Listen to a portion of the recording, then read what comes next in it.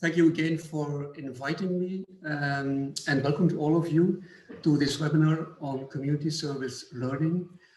I gave my presentation the title, Thinking About Design and Impact, because what we really want to know and what in my opinion is relevant for you all is does it matter for students and partner organizations? That is what impact is all about, I think.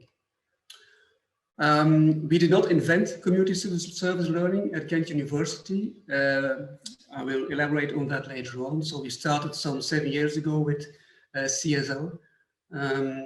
But since a few years, we have indeed had some experience, and we did a small evaluation research, and that is what I'm going to talk about with you.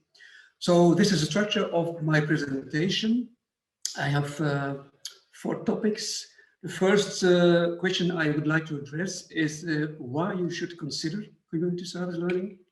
Secondly, I would like to address the question how you can design community service learning, going forward to evaluating community service learning, and in the end, looking for some future perspectives and challenges about CSL. So first of all, why should you consider community service learning? Of course, in academia, we try to prepare students to be professionals. But if you look at the OECD states that that higher education also should prepare students to function in a complex and diverse democratic society. So we can ask the question, do we, as scientific disciplines, departments and academics, do we contribute to this? And how do we do that? The OECD also refers to the effects of the so-called economic efficiency-driven drive within higher education, which is output-based, which sees higher education merely as a ticket to the labor market. So this is the questions we need to ask if you look at service learning, community service learning. I'm just referring to this because we at our faculty, we are a faculty in social sciences. We have a very specific focus on community service learning. So we link it quite explicitly with citizenship and citizenship education.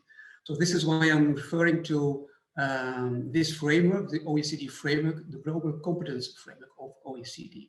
So this is what they say, education for global competence builds on the ideas of different models of global education, intercultural education, global citizenship education, and education for democratic citizenship. So why community service learning in higher education? There can be different motives, of course, to choose for community service learning. But you also have something what we call the branding of universities. Maybe Rotterdam University is also keen on this. As you know, education and the higher education field is it's a strategic action field. Institutions, departments, they try to entrench themselves in a certain position. So I have on this slide 2 examples. One university called themselves a civic university. University of Antwerp some years ago really explicitly made it clear that in all departments they should make it clear that volunteering work for students is at the core of each discipline. So just to say, higher education and branding is also something that can be a motive, a goal for looking to community service learning. If you look at Ghent University, why did Ghent University choose for community service learning? I can here refer to the strategic plan from 2011, so that's 10 years ago already. And in that plan, the Ghent University stated that social engagement is really an integral part of academic education. So education is not only about the society, it is also for and together with the society. And CSL, community service learning, was really at the core of this strategic plan from the university. And they started with a short learning network around community service learning, enabling colleagues to for knowledge sharing among or around CSL, because it was very new at the time. More recently, the university chose social identity as one of the 6 strategic university objectives. So this is more recent. But in this more recent period also, they have the goal for stimulating social engagement of students within education. So this is the vision and strategy of the university, but what do we at the Department of Political and Social Sciences do with community service learning? Well, among several colleagues, we really had the belief that social engagement is an academic core task for the social sciences, at least. And we chose, more recently, we chose social identity also as one of the 3 strategic objectives of our faculty. And more internally, if you look at the programs in education at our faculty, we see a great emphasis on theoretical, methodological knowledge and skills. But we find among students, we find a need for more practical application for the skills and the knowledge that they acquire during their curriculum. So why CSL at the Department of Political and Social Sciences? So from a social science perspective, as I already mentioned, we explicitly link CSL with citizenship and with citizenship education. This is not a place to start a debate on citizenship because, as probably several of you know, there's a lot of discussion about what is citizenship and what is citizenship education. I can just say that, of course, citizenship is contested. It's a contested concept. And also citizenship education, there's no real consensus about it. But what is very important is that different conceptions can have different implications for the curriculum. So the way you look at citizenship or at citizenship education has implications for what you can do in your education and what CSL can do. So I refer here to the publication from Westheimer and Kahne, where they speak of the politics of educating for democracy. This is just a slide taken from a table taken from their publication, where they divide different kinds of citizens, so personally responsible citizens, participatory citizens, or justice-oriented citizens. I will not go into detail here, but this is what we really envisage in our curriculum, in our CSL courses at our faculty, if we try to have CSL courses in the faculty. So this was the first section. Why should you consider community service learning? If you have questions, please save them for later on. We can have a discussion later on. I will answer your questions later on. So second section is about, so how then can you design community service learning in the curriculum? First of all, before going to the design of CSL, let's have a small slide about the definition of community service learning, because if you look at the literature and at the practice of CSL, you have several different notions or conceptions. There's service learning. That's not really the same as community service learning. So there are different notions and conceptions. Community service learning, as we apply it and have our focus on it, it's an experience-based form of education. So I think Arwin at the introduction already stated this. It's an experience-based form of education. And this is very important, that links, on the one side, academic learning content with social engagement and with critical reflection. I have some references here included in the slides. So a CSL course links concrete social engagement based on the theoretical framework and reflection on both. So you can say that there are three important pillars for CSL. The first one is the academic pillar, and this refers to the framework within the discipline and within the program. The second pillar is a practical pillar, so referring to the social engagement that students have within a specific social organization. And the third pillar is the reflective pillar, linking the academic and the practical pillar, and this is also very important, fueling, questioning the personal and social skills, values, and attitudes that students develop. What is important here, you see the three pillars, and then you see what is the goal of those pillars. The first pillar tries to reach academic competences. The second pillar tries to reach professional competences. And then the third pillar, reflective pillar, tries to envisage the competences regarding science in practice, citizenship education, and personal growth. So academic competences refer to being able to use the right academic literature, theoretical perspectives, the right methodologies to answer a certain question or problem that an organization has. This professional competences refer to, let's say, professional attitudes, meeting deadlines, being able to collaborate with other students, being able to collaborate within an organization. So that is what we try to envisage with those three pillars and with those separate competences that are linked with it. So as I said earlier, we did not invent community service learning at Ghent University, but we have some experience already with it. We started in 2014 together with a colleague of mine in the Department of Sociology. That was the first seminar on political sociology that was reshaped actually as a CSL course. And this was in collaboration with the teacher training department, which I am responsible for at our faculty. I will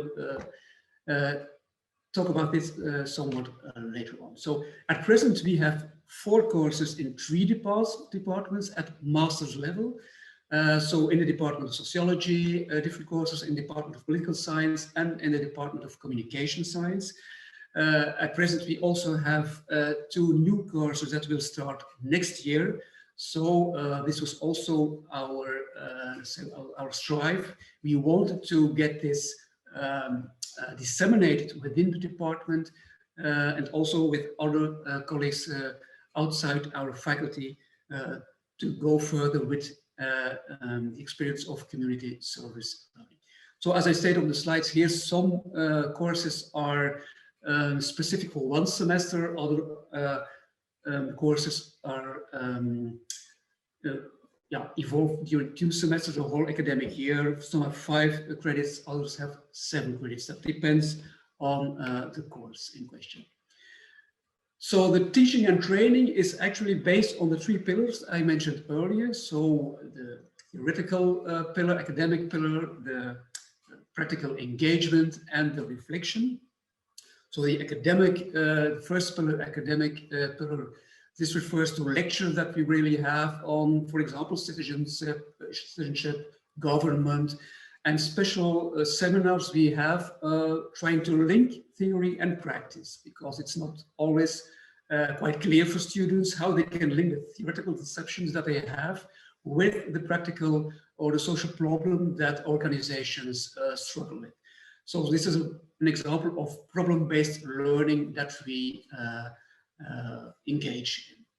Then the practical pillar, this refers, of course, to the field work within the organizations that the students do, the participation that they have, working towards a final product and a presentation that they finally have.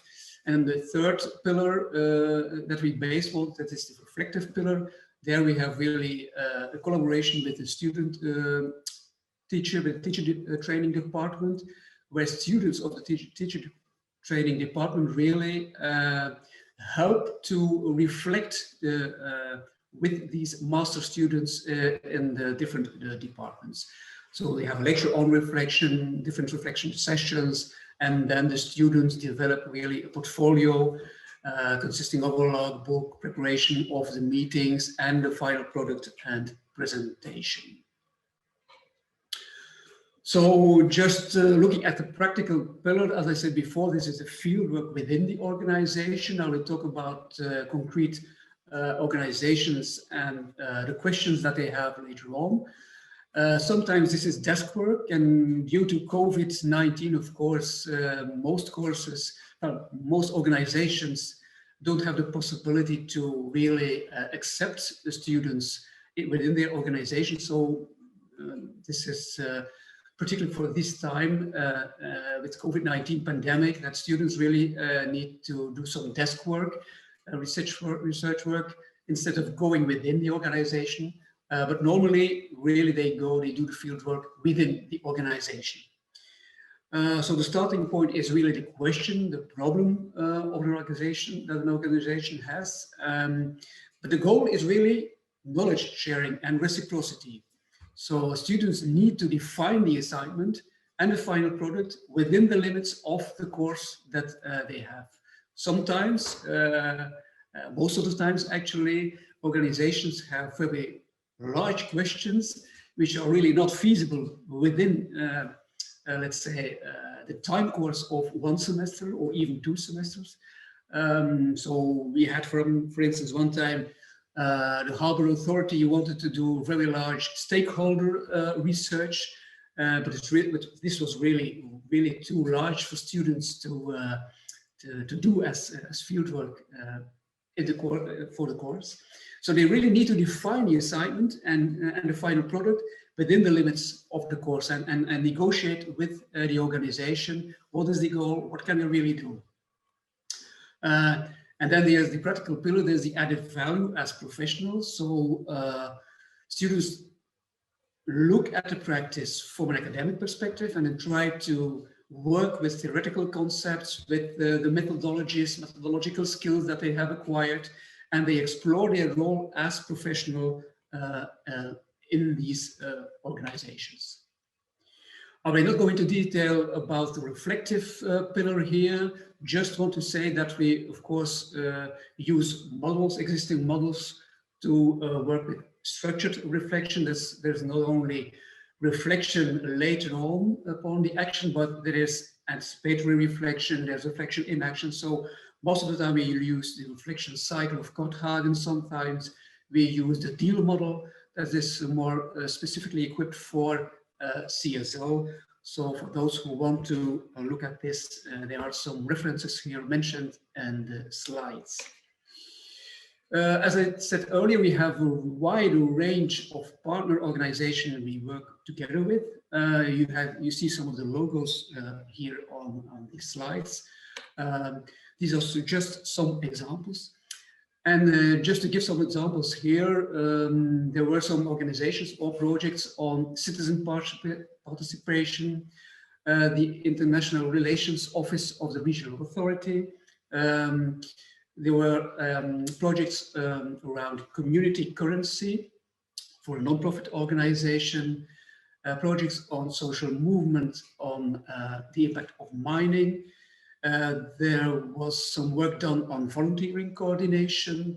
There were also projects for the welfare office of the City Council and for the foster care policy organization. So to be more specific here, and I think that most of the participants today will be interested in this part of the presentation. Of course, I don't have the time, I think, to go really into detail with these projects, but I refer to our website, where you can look at some posters that we made from a network event that we organized 1.5 years ago, about 5 years community service learning at our department. So one of the examples is an evaluation of the City Council district policy on citizen participation initiatives. So students really made an evaluation of these participation initiatives. What was the goal of these initiatives of the city district policy? Did they achieve those goals? What were really the methods that they used, and it was everything in balance as the district policy really, or the authority had originally envisaged. Then another group of students, because we always work with a group of students, 2 students, 3 students, or even 4 or 5 students who work on the projects. So some group was working at a questionnaire to evaluate the community currency from the view of the users of a community currency. I don't know if you are acquainted with community currency. It's a very interesting question that they have, or problem that they have from this organization. But you can see, as I referred to our website here, in a poster how they did this work on the problem of community currency and evaluating community currency. Then there was a project on how a city can develop a policy on volunteering. Really interesting problem or project also. So most of the time we see qualitative research, quantitative research, some literature studies, but most of the time it's a combination. It's really mixed methods, and students need to help each other, and that is really interesting because we have peer learning here. Certainly if there are students from different departments working together, so some students are really have the skills more on quantitative research, and other students are more skilled in qualitative research. So, and they can work together to really give an answer to the question of the organization. So for people who are wanting to look at these projects, just click at the link that is on this slide, and you will see several posters that were developed for the network event that we had. 2 other examples that I want to share with you are a project called, I'm really not able to translate this in English. It's called in Flemish the Stoempchecker. This really was a tool designed to check how healthy food initiatives in schools really are. Really interesting projects, and this was the first really interdisciplinary project that we had in our faculty, because students from the sociology department work together with students from the communication science department. So this is very interesting. It's something that we want to go further with, interdisciplinarity. We'll talk a bit about this further on. You can look at the Stoempchecker for schools if you click on the link. I will not do this at the time. So for people interested in how this project really, this tool was designed, they can look at the results of this project. And then we had also a project on for the family association, the Gezinsbond is called in Flanders, how they can make the switch to younger families and to paying membership. This was really a problem for the organization, for the Gezinsbond. They didn't know how to deal with this, and students really helped them. This was a project from last year, I think, from the communications department. So these were some examples of projects that we did in the several CSL courses at our faculty. So third part that I wanted to share with you is what about evaluating community service learning? It's all good that you want to involve with community service learning, that you know how you want to do it, but how about evaluating community service learning? So really, I think it's important to ask the question, what do you really want to know? What do you want to measure? Do you want to see the impact on the competences, the learning outcomes of the students? Do you want to measure the impact on the community organization? Do you want to know the impact on the short term or on the long term? These are really important questions that that you need to ask, I think. Up to now, we had really positive feedback from partner organizations, and we have also positive evaluation by the students. But really, we wanted to have more in-depth and critical reflection about CSL. This is why we conducted an evaluation research on CSL. First, I will talk about the evaluation that students give, so the course evaluation. later on. Students themselves, the student assessment is based on 3 pillars. The first pillar is the on-site assessment of students. So this is to do with the analytical problem-solving skills of students, the professional attitudes, the knowledge that they have of procedures, the participation of students within the organization and with the seminars at Ghent University, of course, and the portfolio that they develop with the log file, the preparation of the sessions and their final product. So this is the student assessment. The evaluation that students made of the course, this is just one example of an evaluation. In red, you see the evaluation that students made of the CSL course, and this is related to the blue line, and the blue line is a general appreciation evaluation of the curriculum at the Department of Sociology in this case. So really critical reflection, we wanted to go more in depth and looking at what are really the principal learning outcomes of a CSL course, and are these compatible with the kind of student citizen that we aim to foster. I talked about it earlier, referring to Westheimer and Kahn. So this research was done by a collaborator of our department, Ernst Beul, between May and July 2019. So after 5 years of CSL courses at the faculty, nearly 30 interviews with students, of course, former students, teacher training students, and also, of course, staff personnel from partner organizations, audio recorded, transcribed, and these are only preliminary findings. These are not published as yet. So first of all, we have 3 main findings out of this research. First is about appreciating the social relevance of the discipline. So beyond what we call the ivory tower of the university. The second general finding was by the heightened sense of internal self-efficacy. This is really important given our focus on citizenship. And thirdly, there's a critical reflection about their CSL experience. So if we look at appreciating the social relevance of the discipline, I will not really quote everything that's on this slide here, but what students reported really that they were really happy to see that they could really apply the theoretical insights and concepts that they had acquired during their curriculum in the department. So just to quote one sociology student, the sociologists just not realize that they have competences, that they have tools that are not merely there to write PhDs, but also that they are actually have an impact on society. So this was important to as main finding, the social relevance of the discipline that was revealed by students. Further on, there was a heightened sense of what we call internal self-efficacy. And I have a quote here of another student, which is marked in blue, as you see on this slide. So the development of confidence in oneself, which the student reported.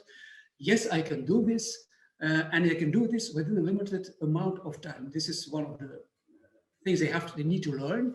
They start the academic year, they have an assignment for an organization, and they have about 4 months actually to really achieve what the organization wants to give an answer to the problem. So this was an important statement or finding we had from several students, that they were able to answer the question of the organization, and that they were able to do this within a, let's say, limited amount of time. And then there's about the third general finding about critical reflection about the CSL experience. And here I quote one student that says that there's also the idea of getting more volunteers in healthcare, linked to the notion of the austerity state, means that to cut costs in care. So that is the effect that it had on me in terms of citizenship, learning to look at things in my way, even those things which had become dear to oneself through past experience, So learning that social engagement is also embedded in greater social logics and rationalities. So this is what we try to establish with CSL courses.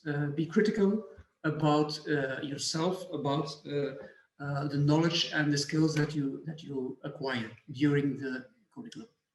So this was another critical reflection of a student, referring to the fact that actually he was working on a project for development NGO, and at the end of the project, or after the project, because the research on the impact of CSL was done later on, so the project was already finished. So this student reported that actually the people that they worked with in the development NGO were really kind people, but just that he learned that he would never be able to work in such an organization.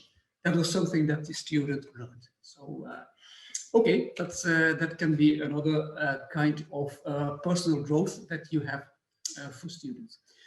So CSL evaluation research, a few other findings that we had. This, I think, is the last slide for this part, this section of my presentation.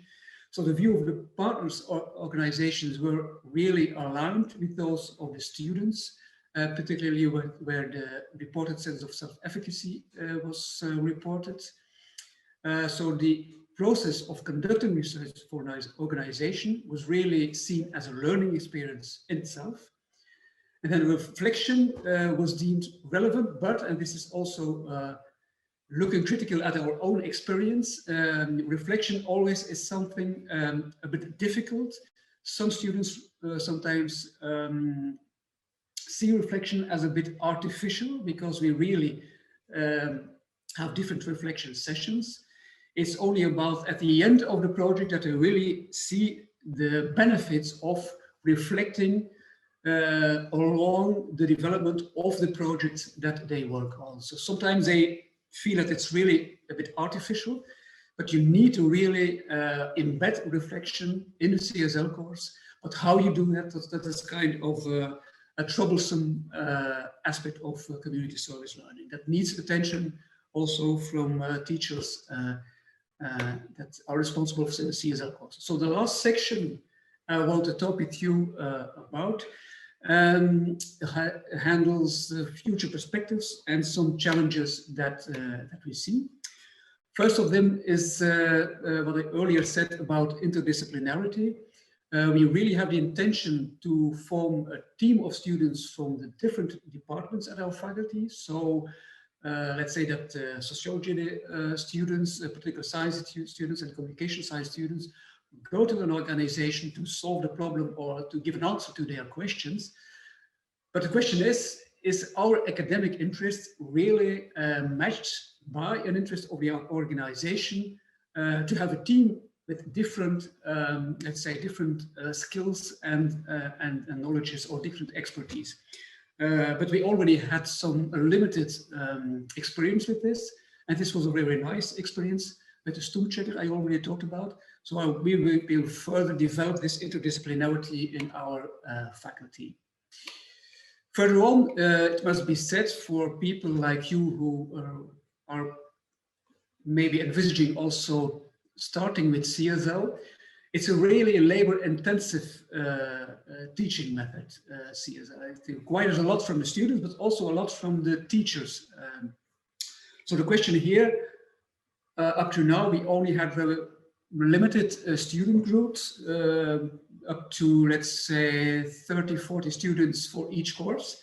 But what about larger students? What if you have 100 students? This is something we struggle with also.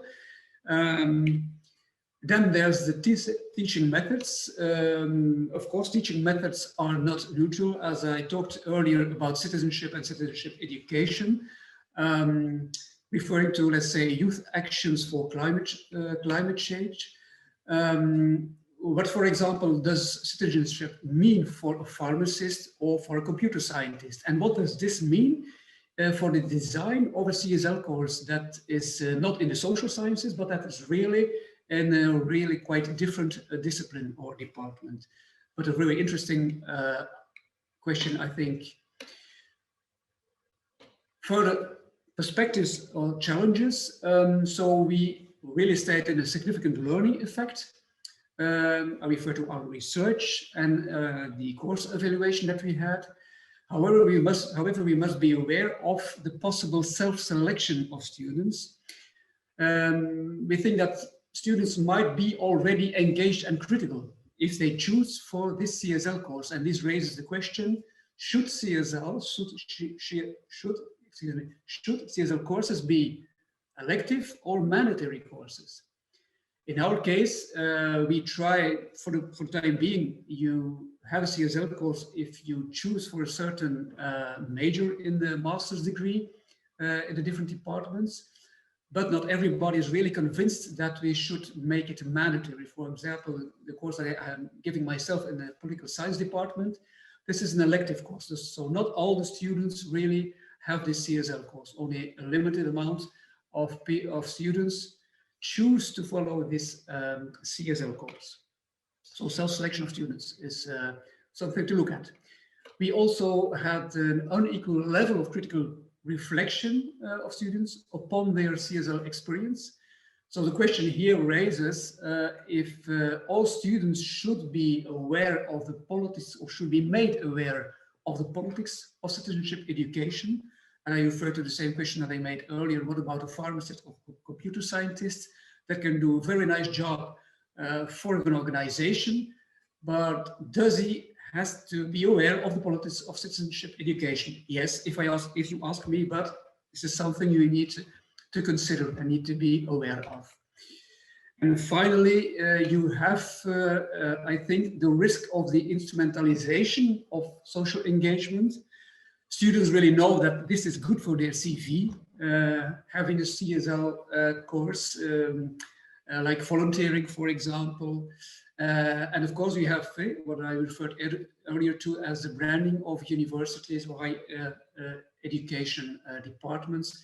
The risk of instrumentalization we need to be aware of. I'll rest my case. I thank you for your attention. So I am available for your questions if you have any.